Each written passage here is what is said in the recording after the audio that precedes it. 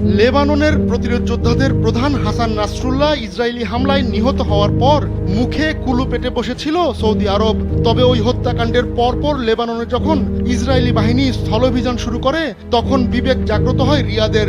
ইসরায়েলকে কড়া হুঁশিয়ারি দিয়ে সৌদি আরব জানায় ভয়াবহ পরিণতি অপেক্ষা করছে। অবশ্য দ্রুত যুদ্ধবিরতির আহ্বানও জানিয়েছিল সৌদি আরব।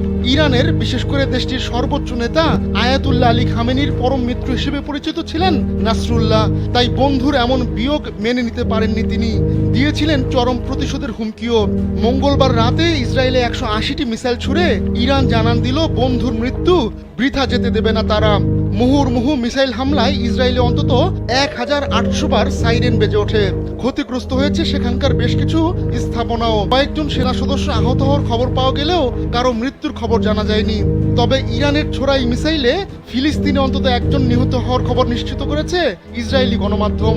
মধ্যপ্রাচ্যের সামরিক শক্তিধর দুই দেশ এমন সংঘাতে জড়িয়ে পড়ার পর বিশ্ব নেতারা প্রতিক্রিয়া দেখিয়েছেন।